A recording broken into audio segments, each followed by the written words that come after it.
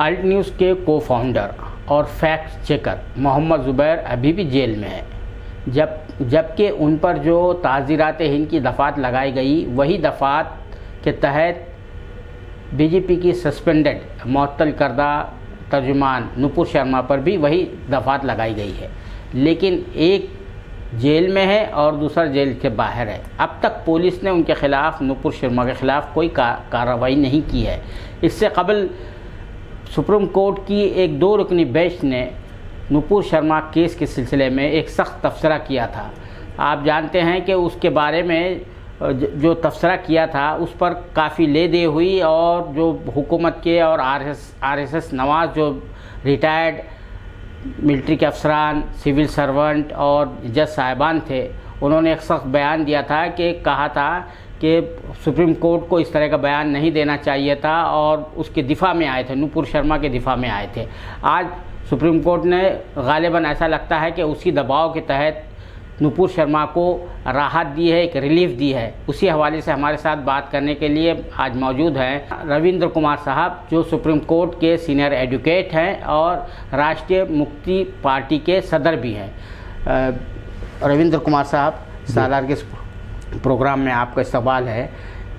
आज नुपुर शर्मा को जो है सुप्रीम कोर्ट से राहत मिली है, रिलीफ मिली है। अब हम देख रहे हैं कि क्लियर कट मामला है, किस तरह से ट्रीट किया जा रहा है। 2 मुकदमे सेम नोयत के हैं, सेम नेचर के हैं, लेकिन ट्रीटमेंट अलग हो रहा है। क्या कहेंगे? देखिए, ये एक पुरानी कहावत है कि जैसा गाल देखो वैसा तमाचा मार दो। तो सुप्रीम कोर्ट की जो न्याय की देवी है, जिसके हम मानते हैं कि वो अंधी है और उसके हाथ में एक तराजू है, तो आज के समय में हम कह सकते हैं कि न्याय की देवी तो ज़रूर अंधी है, लेकिन उसके जो न्यायाधीश हैं उनकी आंखें हैं, और वो तराजू जो है उनकी, वो आजकल जो है डगमगाती रहती है।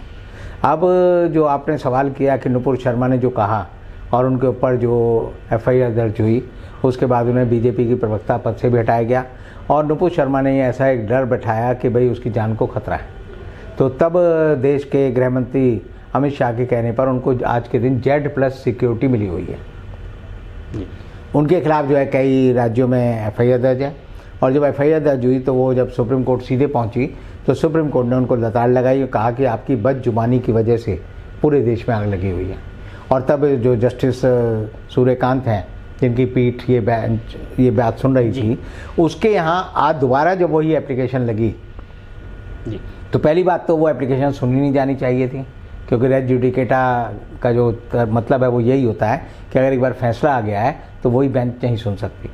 दूसरी बात यह है कि उसके बदले में अगर आप देखें तो जो आपने कहा मोहम्मद ज़ुबैर, जिनके बारे में जो है पहले एक एफआईआर दर्ज हुई दिल्ली में, और उसके बाद हिंदुस्तान में, यूपी में कई बार उनकी एफआईआर दर्ज हुई, और यूपी में जिस तरह से उनके खिलाफ एफआईआर दर्ज हुई, उन पे कल जो है सुप्रीम कोर्ट की जो बेंच है DY चंद्रचूड़ जी की, जो कि देश के उसके बाद अगले मुख्य न्यायाधीश बनेंगे, उन्होंने कहा कि ज़ुबैर के मामले में सारा मामला बड़ा अजीब लगता है। जैसे ही उसको जमानत मिलती है उसके खिलाफ एक नया केस बन जाता है, और ये अजीब घालमेल जो है यूपी में चल रहा है, और उन्होंने यूपी सरकार को इस बारे में नोटिस भी दिया है।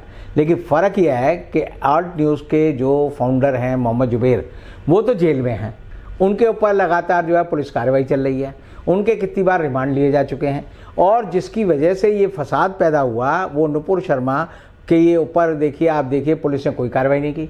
खुद सुप्रीम कोर्ट ने कहा कि उन्हें जो है रेड कारपेट वेलकम दिया गया दिल्ली पुलिस द्वारा, और उनके साथ जो दूसरे सज्जन थे, नवीन कुमार जिंदल, जिनको कि हटाया भी गया, उनका तो जिक्र ही नहीं आता। पुलिस उनको ढूंढ ही नहीं रही, वो आराम से घर में बैठे हुए हैं, और वो बार बार कहते हैं जी मेरी जान को खतरा है, मेरी सिक्योरिटी बढ़ाई जाए। अब इसी तरह देखिए सुप्रीम कोर्ट के न्यायाधीश जो अपनी राय देते हैं, तो उसमें एक तीसरी राय का जो मामला है वो आता है तीस्ता सीतलवाड़ का। उनके बेस्ट बेकरी केस में वो एक तरह से उस मामले को आगे बढ़ा रही थी सुप्रीम कोर्ट में, और सुप्रीम कोर्ट के सामने जब वो मामले को लाई तो जब न्यायाधीशों ने फैसला दिया तो उन्होंने कुछ जुबानी जो है कुछ टिप्पणियां की, जिसके बेस पर तीस्ता सीतलवाड़ के खिलाफ एक केस दर्ज हो गया और वो अब जेल में है।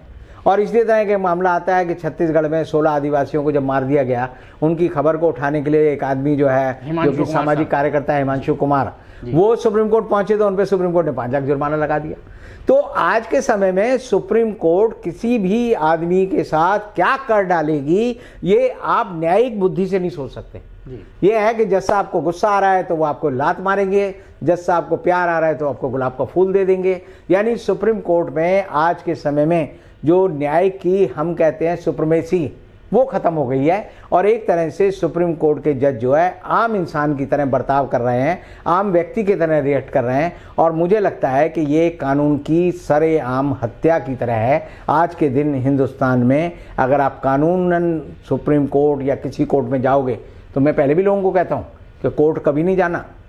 वहाँ पर आप जो है 2 लोग होते हैं जो आपकी बात सुनते हैं और वो आपके बारे में जो राय दे देंगे वो फाइनल हो जाएगी। तो मैं हमेशा, हमने बहुत केस डाले हैं PIL, अब मैंने बंद कर रखे हैं। मैं कहता हूं जनता की अदालत में जाओ, 140 करोड़ लोगों के बीच में जाओ, उसे पब्लिक इशू बनाओ, आंदोलन करो, धरना करो, प्रदर्शन करो, ताकि आपकी बात लोगों तक जाए और उसके बाद अदालत जाने की बात करो। क्योंकि सीधे अदालत चला जाओगे तो अदालत आपके बारे में कोई भी ऐसा फैसला दे सकती है कि आपका पूरा जीवन बर्बाद हो जाए, वो मुद्दा खत्म हो जाए और लोकतंत्र की हत्या सरेआम हो जाए। अच्छा, ये जो सुप्रीम कोर्ट ने वही बेंच जो है, आपने जो एक पॉइंट बताया कि उस बेंच को नहीं सुनना चाहिए था फ्रेश जो एप्लीकेशन दायर करने के बाद, लार्जर बेंच सुनती, हाँ लार्जर दो की जगह 3 जज सुनते, 4 सुनते। जी जी। तो अब जो बयान आया था, मुश्तरका एक स्टेटमेंट जारी किया, जब इसी बेंच ने जो ज़बानी तबसरा जो किया था, स्टिंजिंग रिमार्क दिए थे, तो उस पर जो है कुछ रिटायर्ड जजेस थे, रिटायर्ड सिविल सर्वेंट्स थे और कुछ आर्मी वेटरन्स थे, उन्होंने एक मुश्तरका बयान दिया। आज एक नया ट्रेंड निकला है कि सिविल सोसाइटी को किस तरह से काउंटर करना है, उनकी तरफ से भी एक बयान आता है। तो क्या आप समझते हैं कि वो बयान के नतीजे में सुप्रीम कोर्ट ने आज ये फैसला दिया है? नहीं, आप देखिए, पहले भी जब लोग प्रधानमंत्री या राष्ट्रपति से परेशान होते थे कुछ फैसलों के खिलाफ, तो वो पुराने सिविल सर्वेंट हुए, जजेस हुए, प्रोमिनेंट जो वर्कर हुए, जर्नलिस्ट हुए, वो एक चिट्ठी लिखते थे प्रधानमंत्री के नाम, गृह मंत्री के नाम, राष्ट्रपति के नाम। पहले सुप्रीम कोर्ट के जजों के नाम चिट्ठी नहीं लिखी जाती थी। अब लोगों को पता चल गया है कि प्रधानमंत्री के यहाँ जो चिट्ठी लिखते हैं वो कूड़े में जाती है, राष्ट्रपति के नाम जो चिट्ठी लिखते हैं वो कूड़े में जाती है। तो उन्होंने कहा हम सीधे जो है अपील करेंगे सुप्रीम कोर्ट से। और सुप्रीम कोर्ट से अपील करने की ये जो परंपरा है, ये शुरू हुई जब अनुच्छेद 370 के तहत कश्मीर में अनुच्छेद 370 हटाकर कश्मीर की सरकार को गिराया गया। उसके बाद हम देखते हैं कि हर मामले में लोग जो है चिट्ठी लिखने के लिए मजबूर हैं। वो तीस्ता सीतलवाड़ के मामले में भी उन्होंने चिट्ठी लिखी, उन्होंने मोहम्मद जुबैर के मामले में भी लिखी, उन्होंने नुपुर शर्मा के मामले में भी लिखी। अब जो है सुप्रीम कोर्ट में लोग जो है समझते हैं कि ये एक जैसे सरकार को चिट्ठी लिखते हैं, ऐसे लोग चिट्ठी लिखते हैं। ये वास्तव में सुप्रीम कोर्ट की अवमानना है। अवमानना इसलिए क्योंकि सुप्रीम कोर्ट जो है ऐसी चिट्ठियों पे कोई रिएक्शन नहीं कर सकती, ना करती है। फैसला आने के बाद आप फैसले को चुनौती देने के लिए सुप्रीम कोर्ट में या तो रिव्यू पिटीशन डालेंगे या रिट पिटीशन डालेंगे, जो स्थापित कानूनी परंपरा है क्यूरेटिव पिटीशन डालेंगे, वो डाल सकते हैं। ऐसी चिट्ठियां सुप्रीम कोर्ट सुन नहीं सकती, ये मेरा मानना है। अच्छा, कर्नाटक के जस्टिस जो हाई कोर्ट के जस्टिस संजय ने कहा कि हमको धमकियां मिल रही है, ट्रांसफ़र कर दिया जाएगा। तो एक तरफ है ईमानदार जो जजेस है वो अपना काम सही से अंजाम नहीं दे पा रहे हैं, दूसरी तरफ ये सूरत हाल है। तो उसको किस तरह से देखते हैं आप, क्योंकि आपका एक तवील तजुर्बा है? देखिए, इस समय न्यायपालिका के लिए लोगों के मन में इज्जत नहीं है। लोगों के मन में इज्जत इसलिए नहीं क्योंकि वो समझते हैं कि जज को किसी भी तरह धमकाया जा सकता है, बरगलाया जा सकता है, उसको रिश्वत दी जा सकती है, उससे न्याय जो है छीना जा सकता है। तो एक जो न्याय की गरिमा है वो ख़त्म हो गई है और इसीलिए ऐसी हरकतें जो आती हैं वो मन को तो बड़ी ठेस पहुंचाती है। आपको लगता है कि हम किसी हिंदुस्तान में आ गए हैं जहाँ पर कि न्याय का साथ ही जो है बलात्कार हो रहा है। तो जो न्याय के साथ खुद बलात्कार हो रहा है, न्यायाधीश के साथ बलात्कार हो रहा है, तो वो दूसरों को क्या न्याय देंगे? तो आप समझ सकते हैं कि देश की हालत जो है बड़ी, मैं समझाता हूँ, जिसे हम कहते हैं एक शब्द भेड़िया धसान, कि जिसकी जो मर्जी है वो करे। तो देश जो है भेड़िया धसान के युग में चला गया। पूरी टोटल जुडिशियल अनार्की आज के समय में हमारे देश में आ चुकी है। तो अब इससे किस तरह से बाहर निकला जा सकता है? ये जो उसका देखिए, उसका एक तरीका है, मैं आपने खुद ही कहा, मैंने खुद कहा कि जजों के पास मत जाओ, पब्लिक के पास जाओ। When there is a threat to your power you have to go to people. लोगों के पास जाना चाहिए।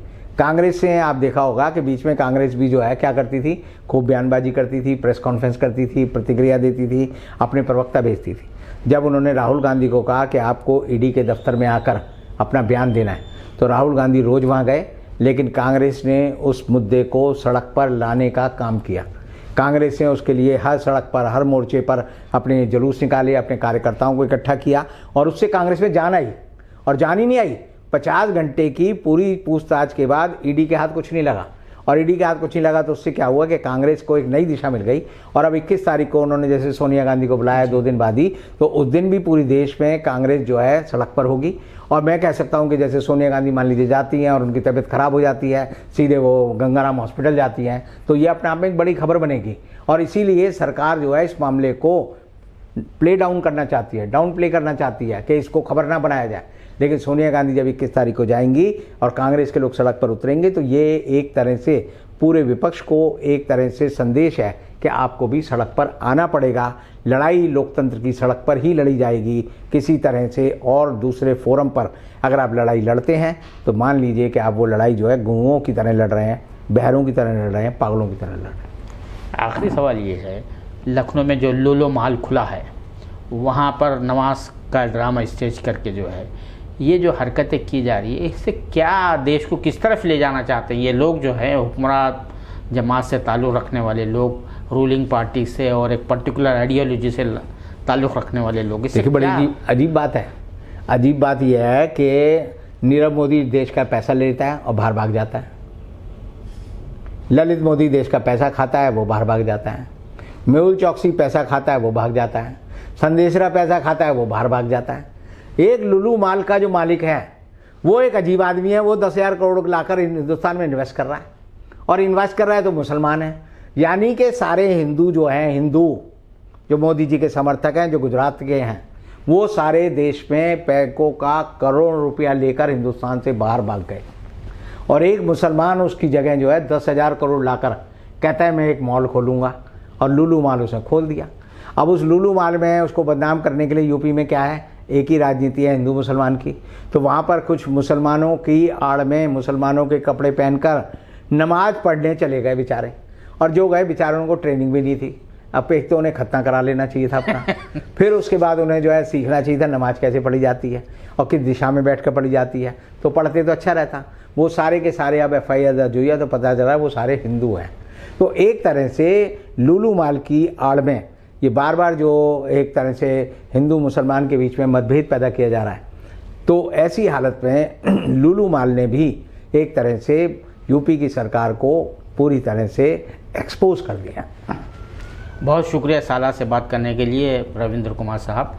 ये थे सुप्रीम कोर्ट के सीनियर एडवोकेट रविंद्र कुमार साहब, जिनका कहना है कि जुडिशरी पर लोगों का एतमाद उठता चला जा रहा है और ईडी को जिस तरह से हुकूमत इस्तेमाल कर रही है और कांग्रेस के साबिक़ सदर राहुल गांधी के ख़िलाफ़ और अभी जो मौजूदा सदर सोनिया गांधी के ख़िलाफ़ जो बुलाया है, उनको 21 तारीख को बुलाया है, इसके नतीजे में कांग्रेस को एक नई तवानाई मिली है।